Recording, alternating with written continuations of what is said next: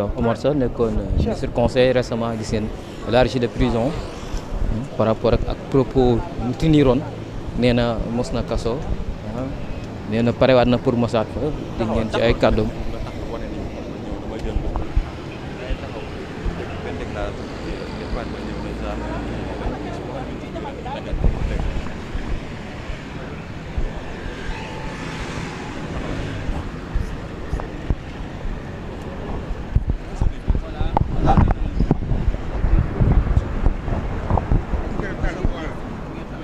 C'est bon kon donc mbokk internet Sénégal 7 comme ni ñu ko waxee depuis ce matin gis ngeen ñu ngi fii ci fi nga xamante ne mooy université Cheikh Anta Diop sama ginnaaw gis ngeen lii di force de l'ordre yi parquet financier Farba Ngom ci ay xibaar d'après bu ñu waxtaanee ak pôle communication ñu ngi xamal ne rek moom Farba Ngom ñëw na depuis 9h50 ñëw na ànd ak ay soutien am waaye finalement moom moo dugg ñeneen ñi nag ñu ngi doon plaindre par rapport à li nga xamante ne mooy sécurité bi. daanaka dañ leen fa dàqee ñëw jéggi taxaw nii fu presse bi taxaw kon donc Farba Ngom certainement mi ngi ci li nga xamante ne ci ay loxo juge d'instruction ñu war ko auditionner par rapport ak li nga xamante ni moo di l'affaire de blanchiment de capitaux à hauteur de 125 milliards yi nga xamante ne ñu ngi ko koy toppee par rapport ak li nga xamante ne rapport CENTIF bi nga xamante ne mooy saytu bépp transaction financière kon donc moom Farba Ngom gannaaw bu mu ba demee barki démb jëli convocation am fële ci dig tey ñëw na wuy ji le pôle judiciaire financier kon donc Farba Ngom mi ngi ci biir li nga xamante ne mooy pôle judiciaire financier fii ci université Cheikh Anta Diop gis ngeen le dispositif sécuritaire maa ngi ko doon wax sànq force de l'ordre di daanaka ay éléments yu am solo lañ fi indi lu toll lim bu takku bu am solo gis ngeen entrée ak sortie yëpp dañ ko filtré donc mi ngi noonu kon donc dañuy wéy ànd ak yéen fii ci pôle judiciaire financier wu xooli ay quelques réactions.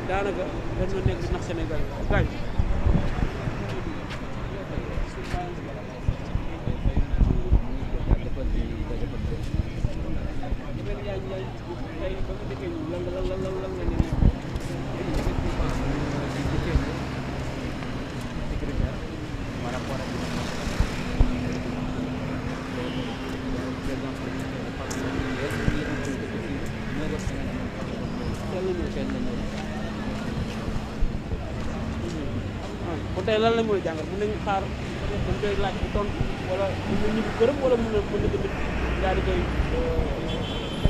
loxoy wax.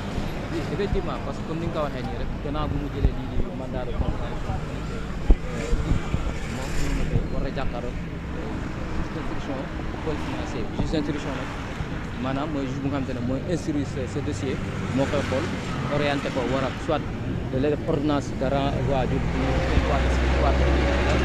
wala ñu yóbbu la devant une juridiction soit yóbbu la mandat de dépôt xaaral yi une information judiciaire ñu ubbi ko gën a xóotal parce que ñu bëri jàpp nañ ni mbirum Farba bi tey Farba moom génnam fii du yomb ndax jàpp nañ ni lii di mandat de dépôt la nar a jëm information judiciaire ñu ubbi ko ñu gën a xóotal enquête bi donc ñu ngi taaxeelu xaar bi nga xam ne ñu kilifa yi ñenn ñi nga xam ne tey jàpp nañ ne waxee mooy que waa APR ñoo xam ne ñoo fi gën a bëreegum jamono ji donc ñu ngi jéej non préparé woon fii tey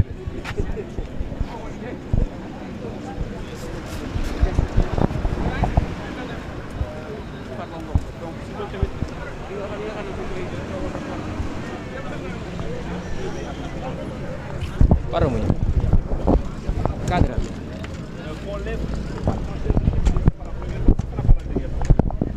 donc waroon na gën a jekk waroon na gën a rafet loolu laa ci am li ma ciy wax.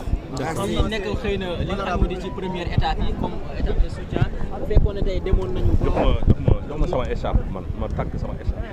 ana ATAP. jox ko écharpe bi. ATAP jox ko écharpe bi jox ma. très bien. fàttali ko moom honorable député la quand même. oui.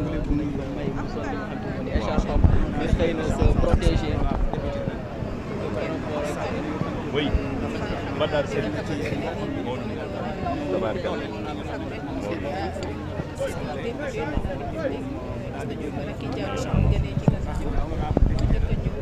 fas yéene jël kàddu gi wax en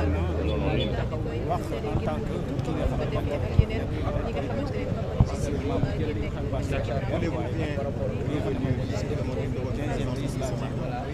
Je vais revenir.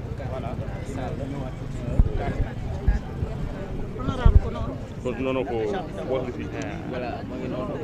C'est le vert qui. ak li nga xam ne vert bi fii vert bi mooy yit côté bi.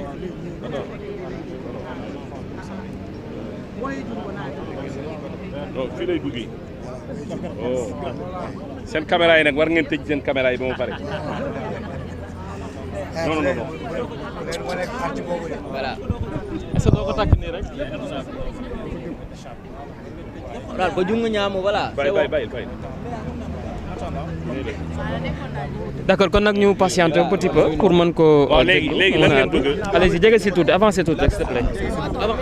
avancez tuuti. Comme je l'ai dit tout à l'heure, nous sommes venus. Wow. Comme je l'ai dit tout à l'heure, nous sommes venus apporter notre soutien à notre camarade, notre frère Farba Ngom, honorable député à l'Assemblée nationale qui a été élu sur la liste nationale pour la 15e législature. Comme vous le savez tous, il y a une procédure escamotée de la levée de l'immunité parlementaire de l'honorable député qui ne respecte ni les règles ni les principes.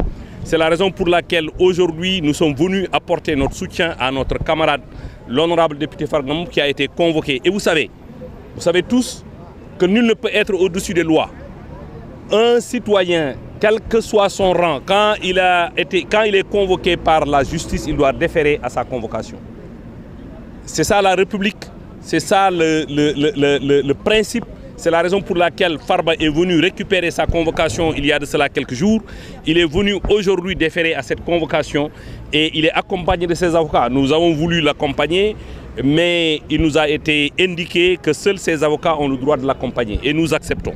C'est pourquoi nous sommes là en train d'attendre et Inch'Allah il va sortir, rentrer chez lui. En tout cas, c'est ce que nous espérons, c'est ce que tous les Sénégalais espèrent, c'est ce que la diaspora sénégalaise espère, c'est ce que tous les Sénégalais espèrent. Nous pensons que Farba va rentrer chez lui tout à l'heure après son audition. Si tel n'est pas le cas, quelle sera la prochaine étape de soutien? Bon, on n'est pas encore à ce niveau. Comme on n'est pas encore à ce niveau, nous ne pouvons pas être dans des si. Nous allons attendre qu'il sorte ou qu'il soit retenu et en ce moment-là, nous allons aviser. Merci. Il y avait Mansour Faye également qui était derrière. Oui. ba xam moom dem na moom mi nga xamante ne voilà ñu jéem a. mu nekkoon l'honorable Abdou Karim Sall dégg ngeen moom mu ñëw soutenir kii di camarade am kii di naataangoom Farba Ngom si.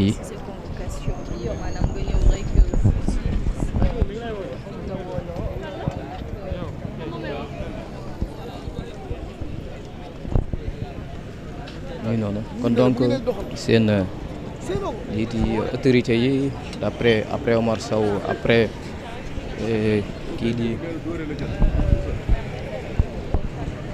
Rekk Diallo Abdou Karim Sall autorité yaa ngi ñëw benn cadre la ñoom ñëpp dañuy ñëw soutenir kii di Farba Ngom ñu ngi seen le Mansour Faye boor bële naa ni bu jéggee traversé ñu am réaction am si ministre Mansour Faye ñu ngi koy seen boor bële tamit donc ñu ngi noonu.